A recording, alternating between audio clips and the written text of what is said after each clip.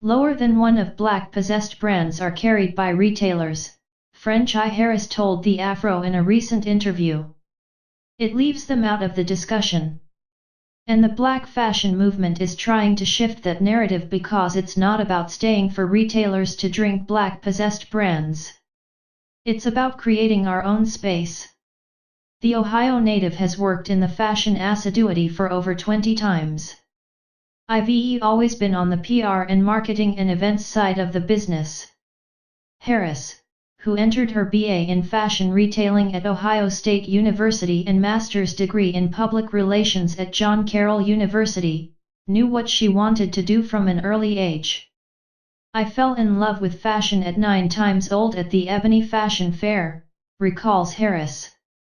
My mamas and now my sorority, Nascence Kappa Alpha, would do an periodic education fundraiser where they brought the Ebony Fashion Fair. Harris stated that, when I eventually got to go, I was blown down. I got to see beautiful black people, in high fashion, in this beautiful product. I didn't know exactly how I would do it, but I knew I wanted to do it. Harris started modeling in the 8th grade and latterly produced fashion shows for her high academy. The former regional public relations manager for Nordstrom, where she worked for 6 times until 2020, has always had the desire, she said, to help rising brands and black-possessed brands. Though she loved her experience at Nordstrom, she did see a vacuum in the assiduity for black-possessed apparel brands. Part of the reason, she observed, was that until the summer of 2020, black people in numerous fashion companies just didn't have a seat at the table at the administrative position. That trickled down to who they were selling to, and who were making the products they were carrying. The black fashion movement, she explained, had been addressing those issues before 2020. That had been our charge each on.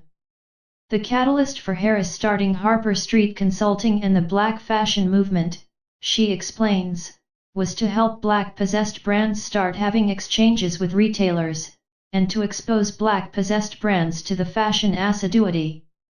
In 2020, she launched via social media. It was me celebrating Black History Month on Instagram through the lens that I knew, which was fashion, she stated. The posts made such an impact, Harris continued once February, ultimately adding IG live interviews and events with contrivers, hairstylists, and the such like. In September of 2020, the online movement grew into a public miracle. After meeting with trademark parcels, the black fashion movement luxury shopping experience was born. Partnering with Promenades, Harris said that BFM goes into an empty storefront space and makes it a luxury shopping terrain. It creates an occasion for the consumer looking for black-possessed brands, and for the contrivers who frequently don't get to vent from a retail space. To the question as to whether or not that will marshal in segregated shopping, she stated, in order for black-possessed brands to survive, they've to have their own retail establishments. You have to produce spaces for that to be. The pop-up retail spaces feature women's and men's apparel, beauty particulars, jewelry, accessories, and particulars for the home from contrivers grounded in a number of countries. Although trademark parcels, which eventually rents the spaces, isn't black-possessed, Harris points out they've been visionary about working with black-possessed businesses. Still, all of the merchandisers BFM uses are black-possessed. From the shutterbugs to the plates platoon, to the PR platoon, they all black-possessed businesses.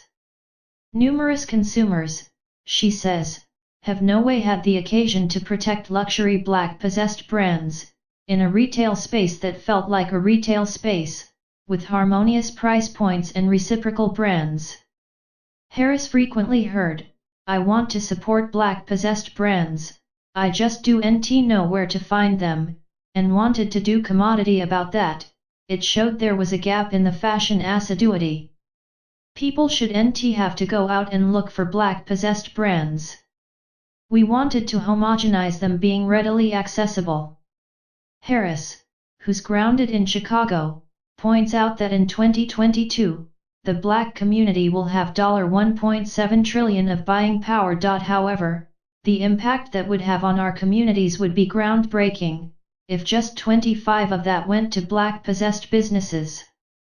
As consumers, we get to decide where to spend that plutocrat.